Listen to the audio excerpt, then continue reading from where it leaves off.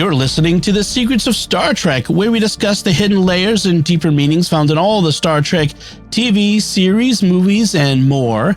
And today we're discussing a very special Star Trek episode, you might want to say, or mini-sodes. We're going to cover it all under the title of 765874 Unification. I'm Dom Bettinelli, and joining me today on the panel are Jimmy Akin. Hey, Jimmy. Howdy, Dom. And Father Jason Tyler. Hey, Father. Hello. Folks, be sure to stick around to the end. We do have some great listener feedback on our discussion of the finale of Lower Decks, so that's going to be great. Also, be sure to share the podcast with your friends, help us grow our community, and reach even more listeners. And I want to tell you about another show on the StarQuest Network that's brand new, and I want you to check it out right away.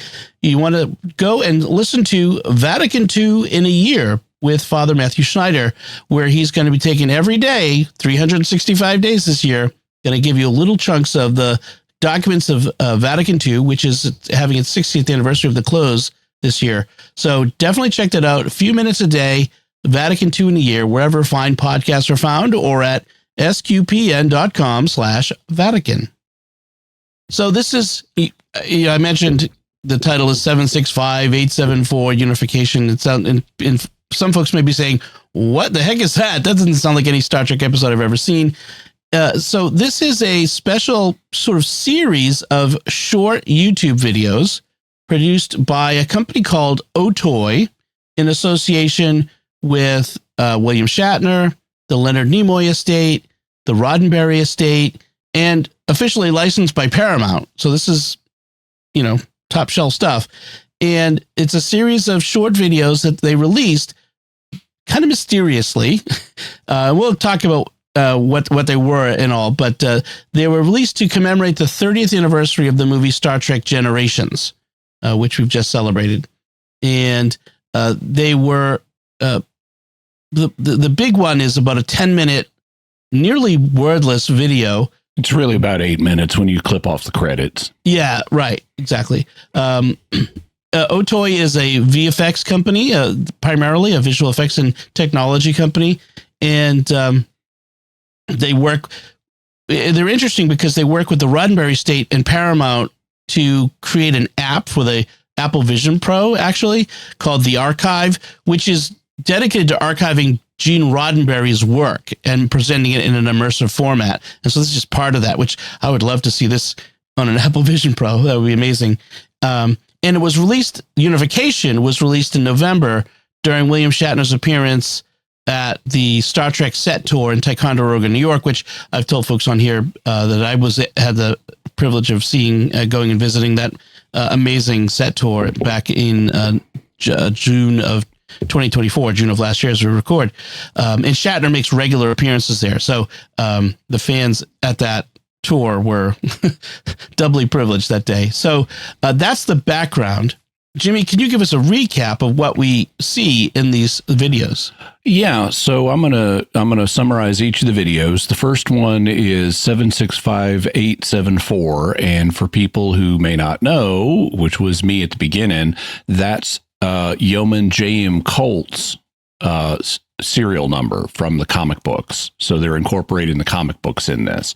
In any event, in this original video, which is 30 seconds long, Yeoman J.M. Colt from the original Star Trek pilot The Cage is having a series of visions of San Francisco in the 23rd century. The vision is apparently of the beginning of the Enterprise's mission as it is shown docked above San Francisco Bay. And that's basically all there is to this first video. The second video is called 865874 Memory Wall. In this one, the motion picture era Enterprise is shown approaching a planet, and Spock is shown watching it from above. Then we're shown Spock giving a mind meld to Yeoman Colt. On the planet is a giant pillar with a set-in for some kind of ritual on top. The ritual set-in has a pool that's shaped like an eye. Colt approaches the eye, and a series of visions, mostly from the era of the next gen film of the original TOS films, occurs. We hear Spock's voice saying, "Remember," and a motion picture era version of Spock turns towards the camera. By the way, you'll notice these are disjointed series of visions, kind of like at the end of 2001: A Space Odyssey. The third film, which that film's about a minute long. The third film is 2 minutes long. It's called 865874 Regeneration. We see the saucer section of the Enterprise D being recovered after the ship was destroyed in Star Trek Generations. Then we see an elderly Spock on the top of the mountain where Kirk died in that movie, and he picks up Captain Kirk's insignia from where Captain Picard had left it. Spock is profoundly moved, and we suddenly see Spock from the motion picture era and a memory of Kirk's Enterprise being destroyed in Star Trek III. Then the fourth and most recent film, which is about 8 minutes long sans credits, is 865874 Unification. We have an on-screen caption of Captain Kirk's line from The Wrath of Khan: "How we deal with death is at least as important as how we deal with life." We cut to a godlike Gary Mitchell floating in front of a sun when he closes his eyes and seems to have visions from the preceding films in the series. Then we cut to Daystrom Station from Picard Season 3, where a wall panel suggests that the remains of Captain Kirk were being stored there. We see Yeoman Colt doing something with a pad. Then Kirk is walking in a garden-like environment. He meets a crowd of people, including an elderly Savik, and she silently introduces him to her son, Sorak. Savik directs him to the time soldier Yor, who is from the Kelvin timeline and whom we saw in Discovery Season 3. Yor gives Kirk his insignia, and Kirk is suddenly standing in a dark environment. He sees visions of himself at different ages, but they disappear. He puts on his insignia, and we hear Kirk's voice from The Wrath of Khan saying, "There are always possibilities," Spock said. "And if Genesis is indeed life from death, I must return to this place again." Kirk walks forward out of the dark region and emerges into a sparsely furnished room where an elderly Spock is laying on a bed. We're now apparently in the Kelvin timeline where Spock died. Kirk sits by the bed, the two grasp hands, share a meaningful moment, and watch the sunset together on New Vulcan. The end. So, Father, what do you think of these videos? I really enjoyed them. You know, they pack in a lot of things into a really short span of time, and they do a lot with basically no dialogue, which is a very interesting way of presenting things. The technology is just fascinating that they're able to basically CGI, some of the actors and images involved.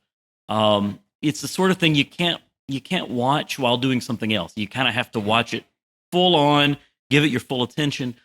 There were things in there that I would not have known because they're references to the comic books or to novels or such that I only picked up on by watching other analyses of these. So I was glad to be able to do that as well. How about you, Jimmy? Yeah, I thought they were really good. They were very nice. They're effectively art projects, but since they're officially licensed, I'm treating them as canonical for now. It's interesting that they not only brought together all the different Star Trek TV and motion picture series, which involve more than one timeline, because you've got the Kelvin timeline and the Prime timeline. They also brought in the comics and things like that. So they're treating all of Star Trek as if it's all canonical, just in different timelines, which to my mind is the way you would want to approach it. The films are getting longer. They go from 30 seconds to 1 minute to 2 minutes to 8 minutes. It's almost a geometric progression, except they skip 4 minutes in there. I suspect this may not be over. I suspect that they may have future films that will clarify some of the things that we've seen. And so that we're dealing with only part of a story. Certainly, summarizing it felt like part of a story, but not the full story, because there are some things that are just very hard to interpret. I tried to focus on the main beats. I didn't cover every single shot that people saw in their visions, but I tried to cover the main beats in the summary. Also, in some of the ancillary material that's out there on the web, there's some additional clarification. We have an obvious progression from something happening with Yeoman Colt who is a recurring thread through all of these. That's why they all have her serial number at the front of them. So she's a central agent in these. One of the things that was pointed out in the ancillary materials, and apparently this was confirmed by the makers of these videos, is that Yeoman Colt is from the Kelvin timeline, as evidenced from the fact she's wearing a Kelvin timeline uniform. So the action seems to start in the Kelvin timeline, and it concludes with Kirk and Spock being reunited in Unification. You also have with the two intervening films, Memory Wall and Regeneration, we see elements being put together that that point towards that goal.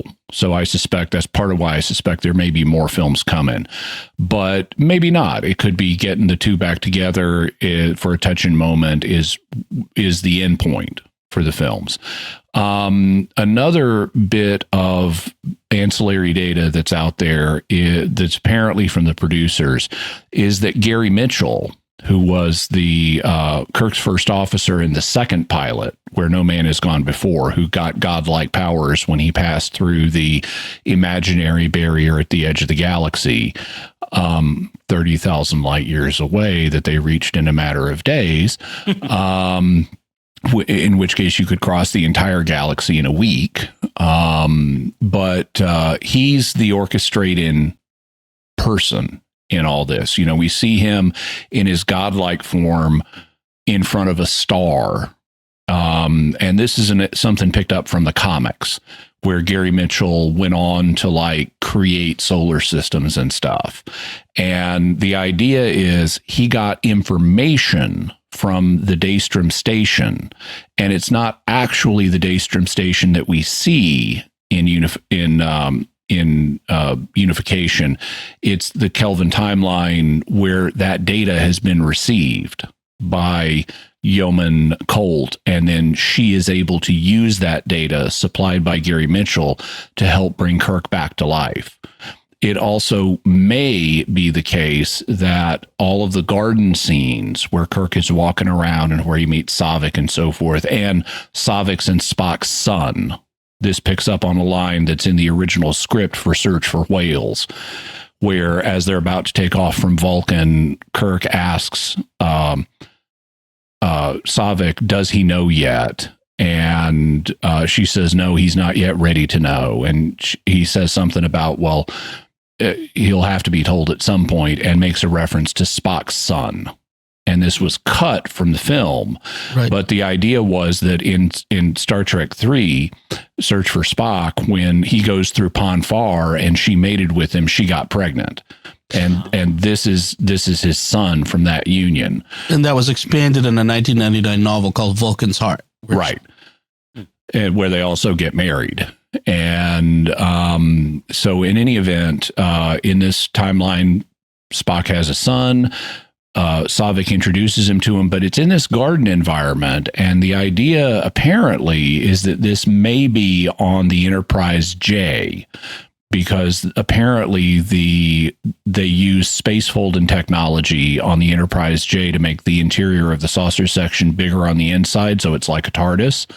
And they had all kinds of gardens and things like that in it, and the shots that we see match the shots from of the gardens from the Enterprise J.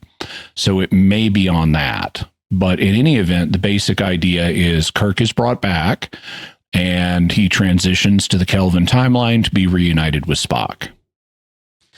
So for my part, just as my overall impression, it was a very emotional viewing for me. It's the send-off we should have got in the first place. You know, a lot of fans, old-time fans, some fans were unsatisfied with the way Kirk died in Generations. It seemed anticlimactic even. Anticlimactic. Sorry. Yes. Yeah. If you don't, not against the environment. Exactly. And then we had, you know, unavoidably, Prime Spock dies off screen between the first J.J. Abrams Star Trek and the second J.J. Abrams Star Trek. Second and third. second and third. I'm sorry, between the second and third JGM Star Trek movies, he dies off screen. Leonard Nimoy died, and so they do commemorate that on screen in a brief moment, but we didn't get a goodbye or a send off, and so this was that send off essentially especially for us older Trek fans, the end of that era, of the original Trek era, and it brought me to tears a little bit because Star Trek is inextricably linked to my relationship to my dad. He introduced me to Star Trek. He knew Leonard Nimoy as a kid growing up in Boston, and so Star Trek was important to him. And my dad died a couple years ago, and I wasn't able to be at his side when he died. He died suddenly. And so there was something emotional in it for me there too, to see an image of Leonard Nimoy as Spock dying on screen. It was all connected. And I also think that this, for a lot of Star Trek fans, was on par with, and spoilers for The Mandalorian season 2, with the surprise appearance of Luke Skywalker at the end of that season of The Mandalorian, which, again, for a lot of Star Wars fans of a certain age, that's the Luke Skywalker we wanted to see, because the one we saw in The Last Jedi was, the grumpy old man, Luke Skywalker. This was the Luke Skywalker at his height. By the way, note to filmmakers, I don't know why they keep doing it, but grumpy older versions of our heroes is not what the fans want to see. Exactly. So all of that combined, I was unprepared for this. Like, what is this? It's really cool, and just kind of, I was taken aback by it, and taken by surprise and pleasantly, and it's fantastic. I'm so glad they did it. And in some ways, it's a lot of commentary has been, this is what Star Trek fans have been wanting, ever since Paramount Plus has started redoing Star Trek with Discovery and Strange New Worlds and the animated. A lot of fans unhappy with Discovery. And others even unhappy with the other stuff that's been done, and saying, this is what we're waiting for. Feels like Star Trek. So I'm not that extreme, obviously, if folks have been listening to the podcast, but I do say this brought me back to what I really like about Star Trek. Yeah. And one of the things I think they do well with that is they're giving us the ending for Kirk and the ending for Spock that we kind of never got because of the way Kirk was killed off and the way that Spock had to die essentially off screen.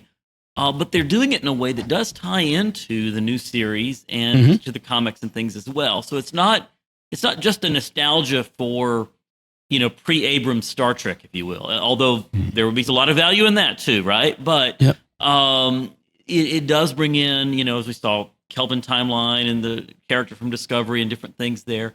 So that's one thing that I like, that it's heavy on old Trek, if you will, but it doesn't ignore the new stuff completely. The other thing is, as much as you can say this is about life and death in so many different ways, you see Star Trek characters come back from the dead at different times. It's very much about friendship too, and that friendship between Kirk and Spock. And I think we talked about this in reviewing another episode a few episodes back in Lower Decks or something, that so often male friendship gets undervalued in society and on TV and such. But I think Kirk and Spock are a great example of, what was that line? I am and always will be your friend.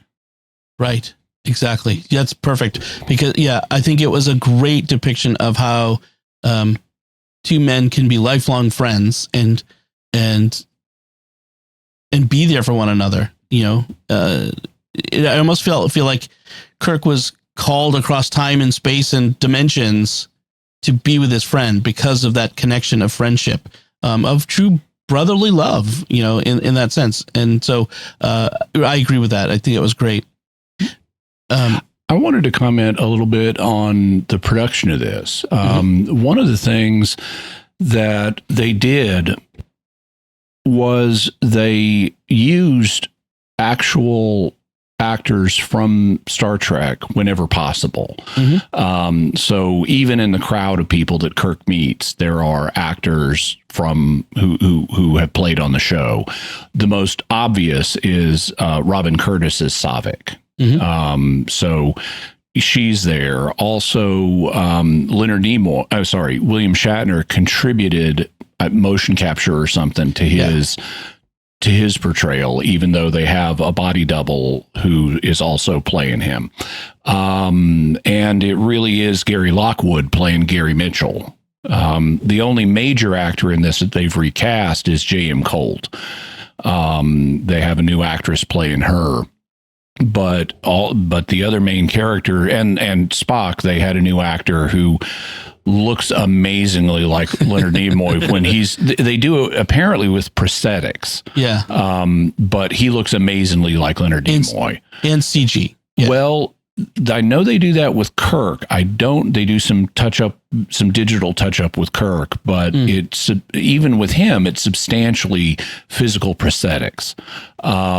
So they're not trying to, these are not just CGI replications of the actors. They're doing it in a more kind of a mixed format.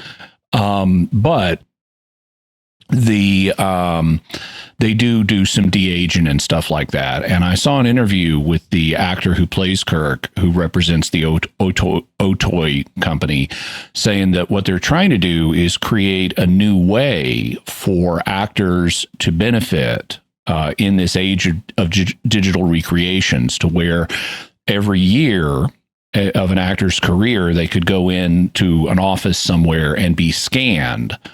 And then when they're no longer able to physically represent the part in the same way, the company, the motion picture or television company, could either do their own digital recreation, which would be very expensive, or they could license the scan that was taken from the actor years ago, which would be much less expensive for them. And that licensing fee would then compensate the actor for their contribution to the portrayal of this character. And so this would kind of get around one of the criticisms of CGI recreated actors, which is the original actor isn't getting properly compensated. But if you're licensing something that they took years ago, rather than building your own digital model of the actor, they would be getting some compensation. And I thought that was a really creative idea, that they're trying to build with this and trying to promote with this type of recreation, which was also done with William Shatner's permission and with the permission of Leonard Nimoy's wife and so forth. There's a controversy over, should we be, resurrecting dead actors to, like they did with Carrie Fisher in the Tarkin character in Star Wars, is it appropriate? And this, I don't see any way around it. It's going to happen in the future. Yeah. The question is, how do you position it so that it's fair to everybody? It's also good if you don't have the part of Carrie Fisher being played by a 100-watt light bulb. Right.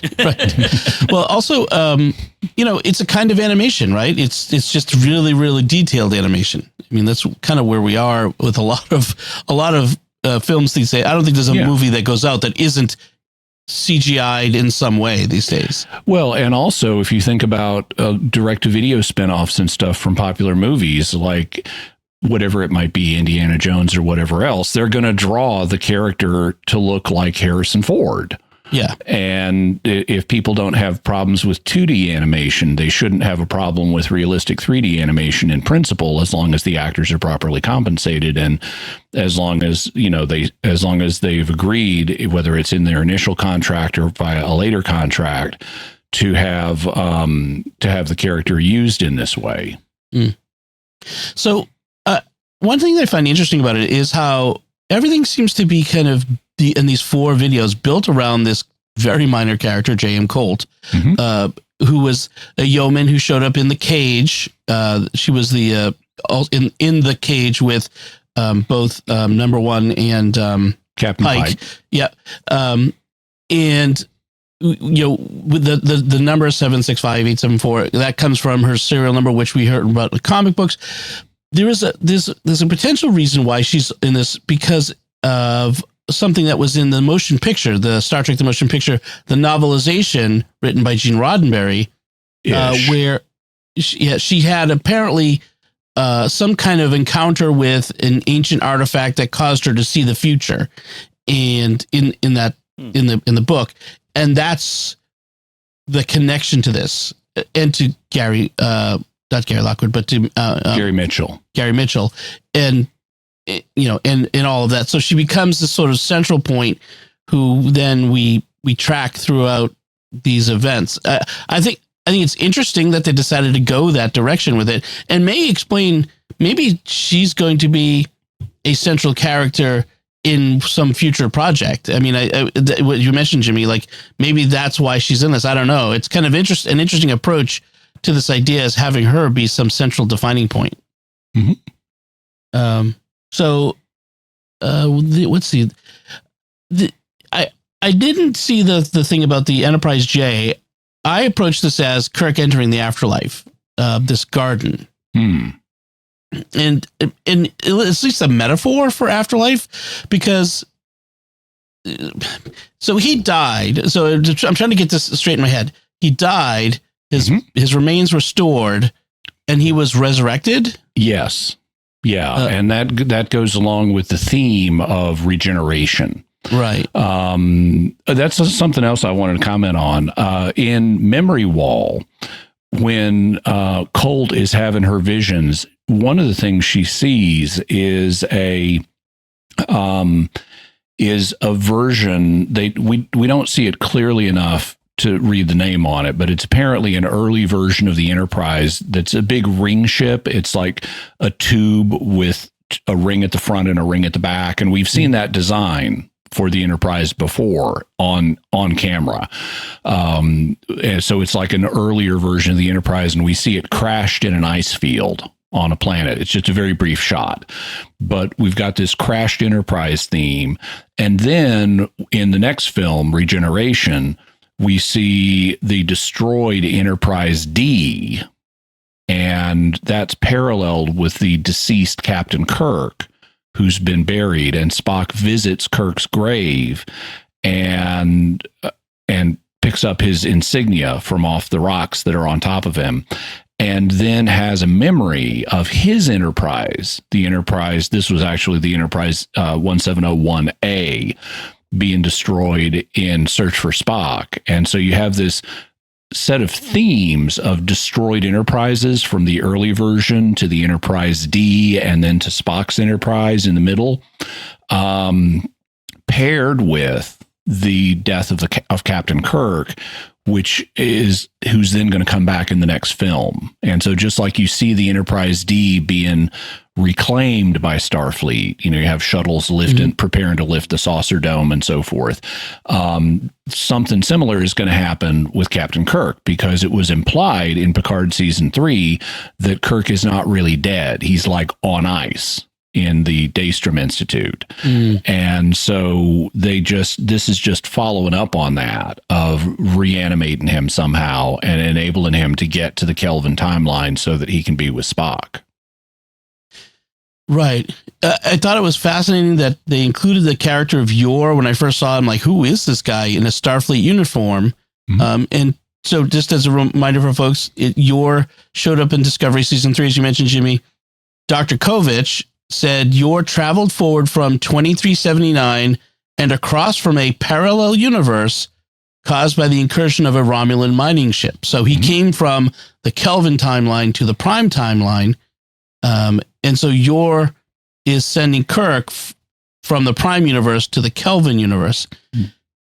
Yeah, Kovacs also, apparently, there's certainly a character, if you freeze frame, in the crowd that Kirk meets, there is a character wearing the glasses that looks like, in a suit that looks like Kovacs. Okay.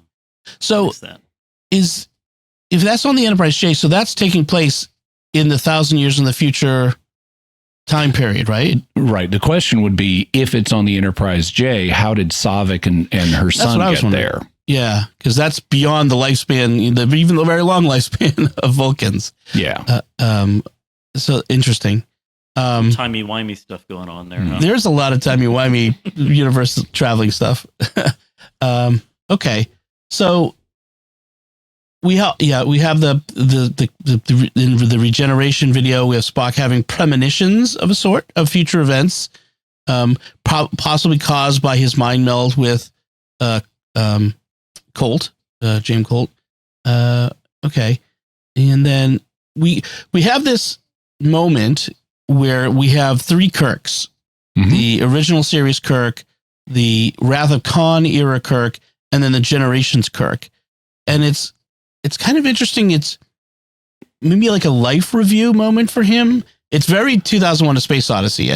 Yeah, it's non-linear. You can partially track it. So Kirk is walking in the dark space. He looks down and sees his reflection in water, and it's the reflection of him as he looked in the original series. So it's a younger version of him. And then all of a sudden, that's the viewpoint character. We see when we see the shot of Kirk standing up, it's no longer the Generations era Kirk. It's the version of him from the beginning of his career, walking along, and then he encounters a Wrath of Khan version of Kirk, and the two of them kind of exchange glances. But instead of shifting viewpoint characters, our Generations era Kirk just comes walking up from behind the other two, and they vanish. And so it doesn't make linear sense logically. It's trying to make thematic sense, but basically it's Kirk encountering mentally, I guess, other versions of himself. And he then, after he's encountered them and they vanished, he puts on his insignia. Right. Which Spock will then recognize later on. Yeah, and it took me a while to notice it, but Father Tyler actually is wearing a black hoodie over his clericals that has a giant Star Trek insignia on it made out of leather. And I hadn't seen a hoodie like that before, but especially for clericals, I think that's a good overgarment. It's a little colder today, so the extra layer was helpful, and I thought, why not, for the podcast. Yeah. It is colder today. We actually got the first snow of the season last night. Ooh, interesting. In Arkansas. Nice. I've seen some fans talk about this moment with Kirk and Spock as almost a kind of spiritual reunion for Shatner and Nimoy, who, it's been known that they had a bit of a strained relationship at times, these big personalities, movie stars. At times. And at other times, they're, closer. And it's sort of a moment for, Shatner and Nimoy to say goodbye in front of the fans, as well as Kirk and Spock. It's kind of an interesting moment there.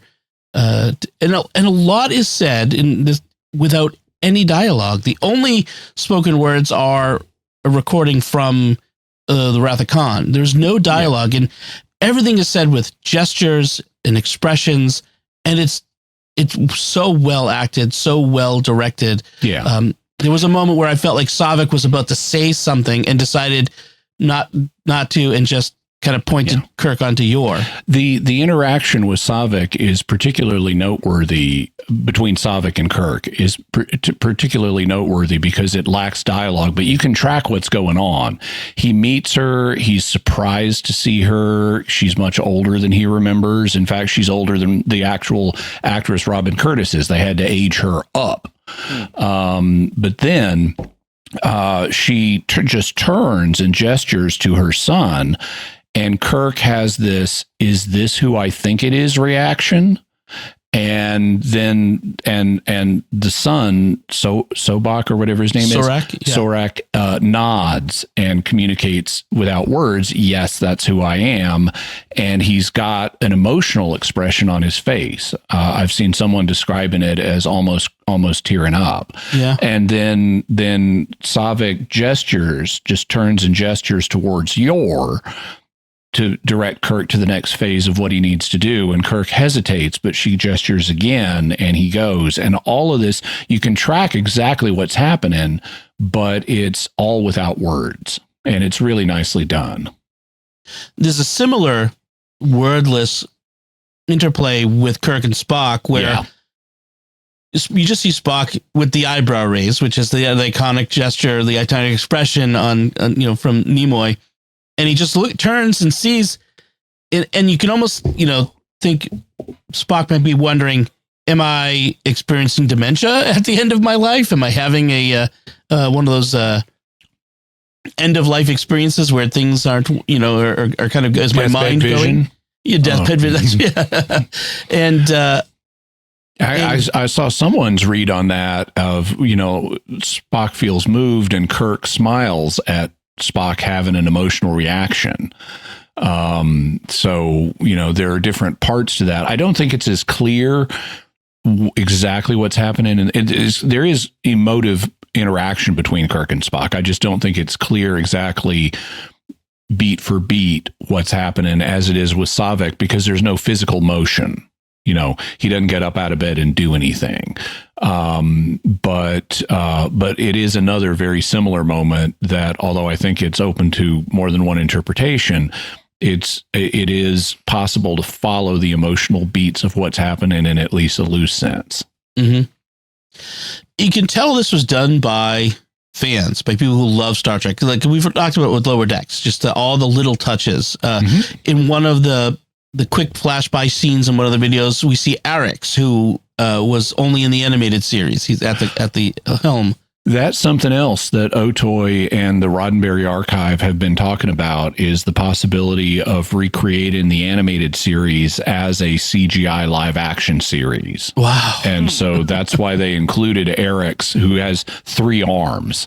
Yeah. That's why they included some CGI or model, however they did it, footage of Arix to illustrate this is a possibility. Wow, there was some, as we've talked about, some really good story, kernels of stories in the animated series. Mm-hmm. I would love to see them redo them. So one of the other Easter eggs is we see this prop of a case that holds a photo. That was from actually the I think the second Star Trek, J.J. Abrams Star Trek movie, Kelvin movie.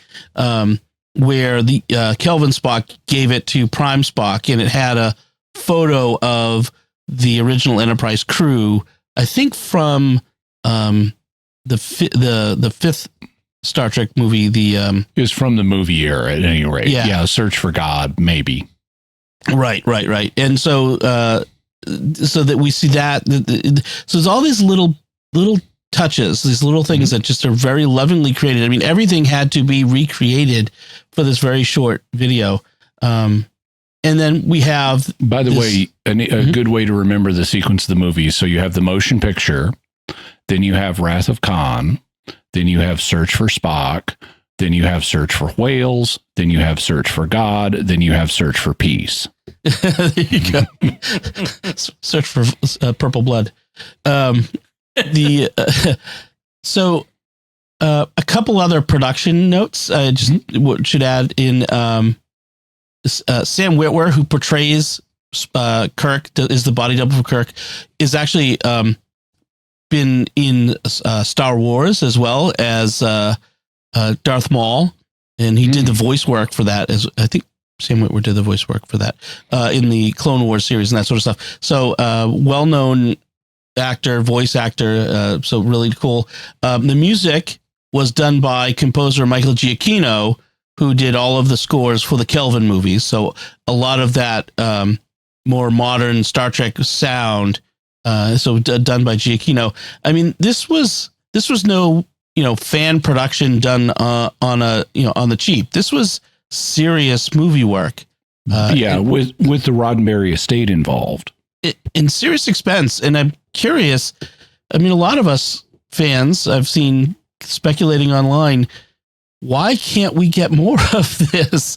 This is the Star Trek we want. With so much Star Trek of the new Paramount streaming era kind of ending, Prodigy, Lower Decks, Discovery, we've got a one-off Section 31 movie that we're going to be discussing soon. They've got this new Starfleet Academy series, which, we had Strange New Worlds, which we've all, expressed our admiration for. We had the Picard series end, and then this hope for something to rise out of that.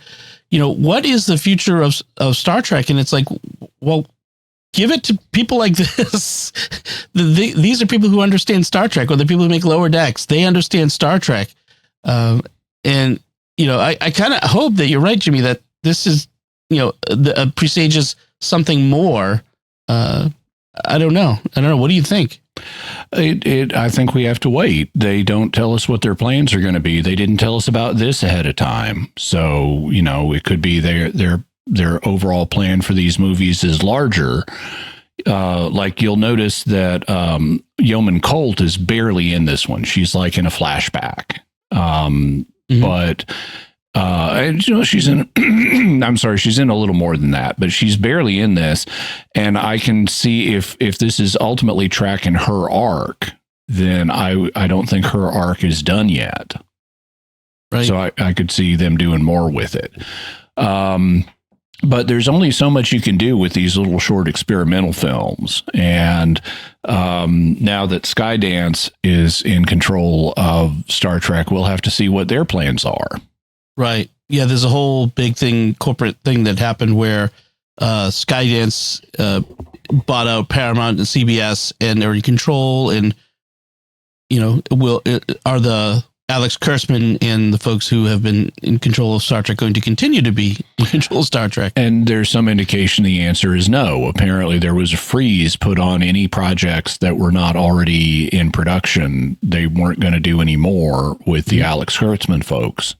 If it was like still currently in production, like Star Trek Academy was, even though it hadn't debuted yet, and Strange New Worlds, Strange New Worlds, which had debuted, they're continuing those, but they weren't greenlighting any new projects from the Kurtzman people.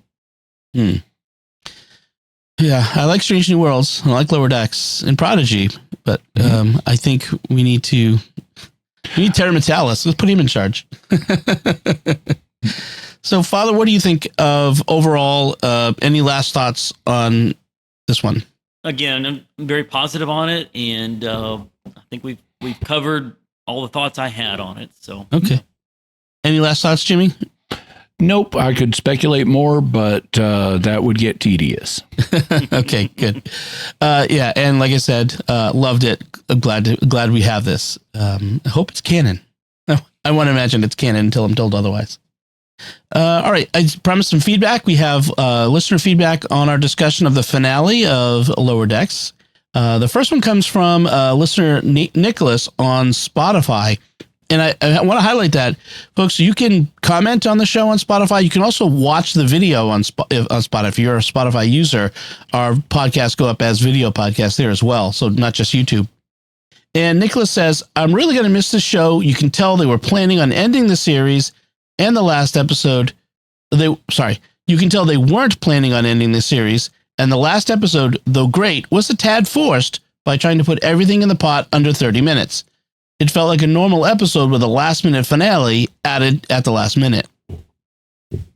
Yep. Yeah. Although I think we said at the time, it's hard to end a series.